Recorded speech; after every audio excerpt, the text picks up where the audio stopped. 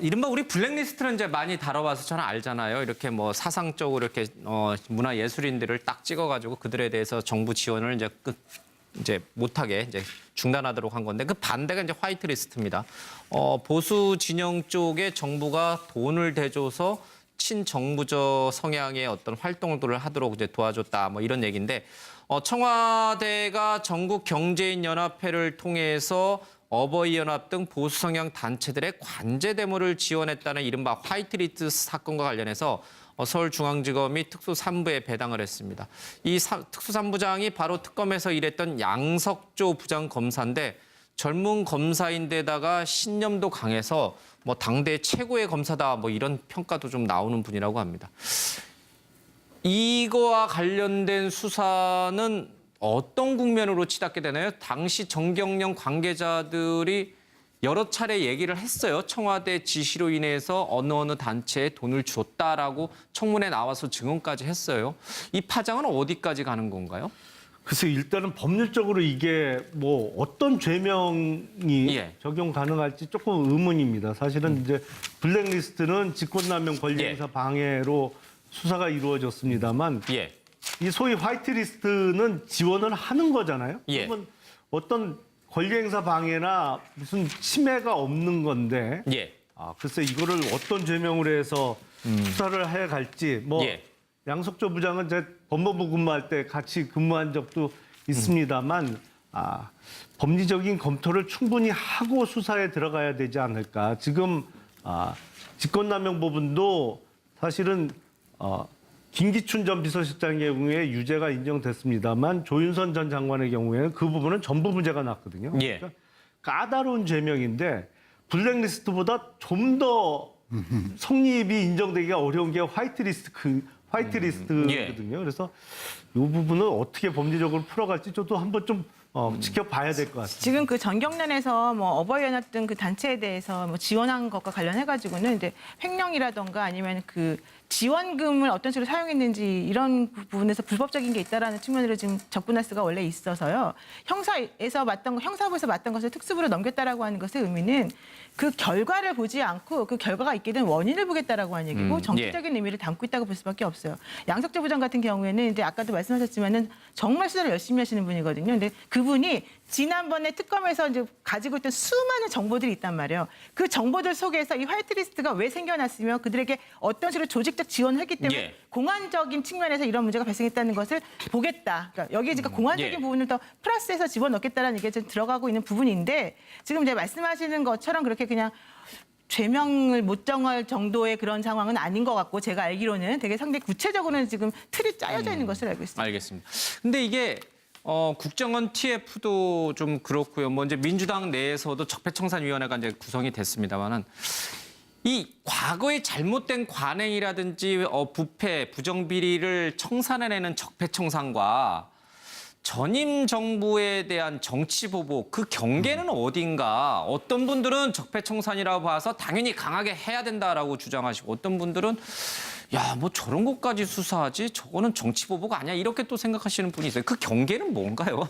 법의 기준으로 이제 바라볼 수가 있는데요. 분명히 이제 불법이냐 아니냐 뭐 그것이 가장 이제 상식적인 기준이 되겠죠. 그런데 지금 말씀하신 대로 블랙리스트는 인권의 어떤 인간의 기본권을 제약하는 것이기 때문에 굉장히 사실은 우리가 중히 다뤄야 되는 엄히 다뤄야 되는 거고 부분인데 이 화이트리스트도 마찬가지. 이게 뭐하고 연결이 되냐면 정치 동원하고 연결이 됩니다. 그러니까 집권당이 또는 이제 집권 정부가 자기들의 어떤 일들을 더 이제 이 지지를 끌어모으기 위해서 사실상 뭔가 베네핏을 주고 그들을 동원하는 그런 수단으로 많이 쓰인 거거든요. 사실 뭐 국정원 댓글 부대도 그 연장선상에 있겠죠. 그렇죠. 그리고 지금 국정원에서 뭐 NK 무슨 뭐 이 지식인 그룹 뭐 여기다가도 뭐 계속해서 돈을 뭐 근거가 뭐 명확하지 않은데 지금 주고 있다는 건데 그분들을 통해 가지고 뭐 한 건에 뭐 글을 쓰면 댓글을 뭐 10번 달면 5만 원을 줬다 뭐 등등의 이런 것들은 사실 친정부적인 어떤 행위를 하게끔 동원 우리가 이제 모빌라이제이션이라고 하는데 이거는 민심을 왜곡하는 부분이 있습니다. 그래서 이 부분은 법을 새로 만들어서라도 사실은 요번에 처벌을 못 한다. 지금 말씀하신 대로 뭐 법적인 어떤 그 규정이 모아서 요번에 못 한다고 해도 요번에 뭔가 정립을 하지 않으면 계속해서 정권들은 이거를 이제 활용하려고 하는 유혹에 빠지거든요. 그러니까 이 부분을 좀 이번 기회에 하나의 적폐로서 상정을 해서 좀 이 정리를 하는 그런 과정이 필요한 거 아닌가 이런 생각입니다. 적폐청산과 정치보복을 가장 명확하게 가르는 기준은 있죠, 분명히. 있습니다. 내가 하면 적폐청산이고 남이 하면 정치보복인데 내로남불입니까? 위험합니다. 적폐청산을 한다고 하면서 지금 뭐 인사를 통해서 하고 있습니다만 사실은 인사청문회가 열리는 주요 보직 말고 사실은 차관급 이하 자리의 인사를 보면 검찰개혁도 마찬가지입니다. 사실은 검찰개혁의 핵심은 정치권으로부터의 독립 아니겠습니까?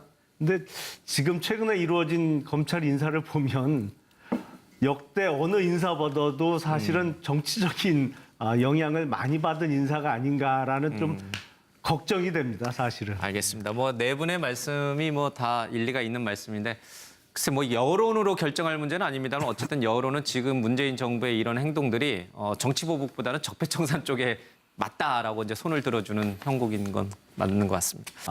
직권남용 부분도 사실은 김기춘 전 비서실장의 경우에 유죄가 인정됐습니다만 조윤선 전 장관의 경우에는 그 부분은 전부 무죄가 났거든요. 그러니까 까다로운 죄명인데 블랙리스트보다 좀 더 성립이 인정되기가 어려운 게 화이트리스트거든요. 그래서 이 부분은 어떻게 법리적으로 풀어갈지 저도 한번 좀 지켜봐야 될 것 같습니다. 지금 그 전경련에서 뭐 어버이연합 등 그 단체에 대해서 뭐 지원한 것과 관련해가지고는 이제 횡령이라던가 아니면 그 지원금을 어떤 식으로 사용했는지 이런 부분에서 불법적인 게 있다라는 측면으로 지금 적분할수가 원래 있어서요.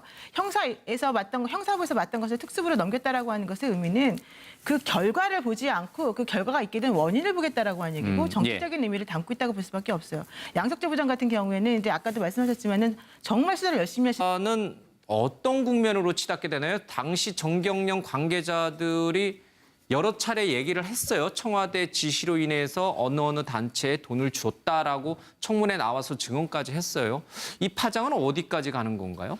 글쎄 일단은 법률적으로 이게 뭐 어떤 죄명이 적용 가능할지 조금 의문입니다. 사실은 이제 블랙리스트는 직권남용 권리행사 방해로 수사가 이루어졌습니다만 이 소위 화이트리스트는 지원을 하는 거잖아요. 그러면 어떤 권리행사 방해나 무슨 침해가 없는 건데 글쎄 이거를 어떤 죄명으로 해서 수사를 해 갈지 뭐 양석조 부장은 제 법무부 근무할 때 같이 근무한 적도 있습니다만 법리적인 검토를 충분히 하고 수사에 들어가야 되지 않을까. 지금 이른바 우리 블랙리스트는 이제 많이 다뤄봐서 저는 알잖아요. 이렇게 뭐 사상적으로 이렇게 문화 예술인들을 딱 찍어가지고 그들에 대해서 정부 지원을 이제 못하게 이제 중단하도록 한 건데 그 반대가 이제 화이트리스트입니다.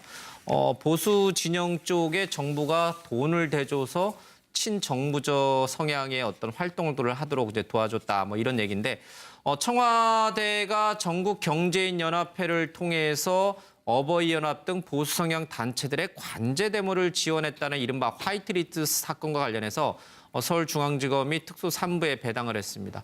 이 특수3부장이 바로 특검에서 일했던 양석조 부장 검사인데 젊은 검사인데다가 신념도 강해서 뭐 당대 최고의 검사다 뭐 이런 평가도 좀 나오는 분이라고 합니다. 이거와 관련된 수사 분이거든요. 근데 그분이 지난번에 특검에서 이제 가지고 있던 수많은 정보들이 있단 말이에요. 그 정보들 속에서 이 화이트리스트가 왜 생겨났으며 그들에게 어떤 식으로 조직적 지원을 했기 때문에 공안적인 측면에서 이런 문제가 발생했다는 것을 보겠다. 그러니까 여기에 지금 공안적인 부분을 더 플러스해서 집어넣겠다는 게 좀 들어가고 있는 부분인데 지금 이제 말씀하시는 것처럼 그렇게 그냥 죄명을 못 정할 정도의 그런 상황은 아닌 것 같고 제가 알기로는 되게 상당히 구체적으로는 지금 틀이 짜여져 있는 것으로 알고 있습니다. 알겠습니다. 근데 이게 국정원 TF도 좀 그렇고요. 뭐 이제 민주당 내에서도 적폐청산위원회가 이제 구성이 됐습니다만은 이 과거의 잘못된 관행이라든지 부패, 부정비리를 청산해내는 적폐청산과 전임 정부에 대한 정치 보복 그 경계는 어딘가 어떤 분들은 적폐청산이라고 봐서 당연히 강하게 해야 된다라고 주장하시고 어떤 분들은 야, 뭐 저런 것까지 수사하지 저거는 정치 보복 아니야 이렇게 또 생각하시는 분이 있어요. 그 경계는 뭔가요? 법의 예. 기준으로 이제 바라볼 수가 있는데요. 예. 분명히 이제 불법이냐 아니냐 뭐 그것이 가장 이제 상식적인 기준이 되겠죠. 예. 그런데 지금 말씀하신 대로 블랙리스트는 인권의 어떤 인간의 기본권을 제약하는 것이기 때문에 굉장히 사실은 우리가 중히 다뤄야 되는 엄히 하나의 다뤄야 되는 거고. 예. 부분인데 이 화이트리스트도 마찬가지. 이게 뭐하고 연결이 되냐면 정치 동원하고 연결이 됩니다. 그러니까 집권당이 또는 이제 집권 정부가 자기들의 어떤 일들을 더 이제 이 지지를 끌어모으기 위해서 사실상 뭔가 베네핏을 주고 그들을 동원하는 그런 수단으로 많이 쓰인 거거든요. 사실 뭐 국정원 댓글 부대도 그 연장선상에 있겠죠. 그렇죠. 그리고 지금 국정원에서 뭐 NK 무슨 뭐 이 지식인 그룹 뭐 여기다가도 뭐 계속해서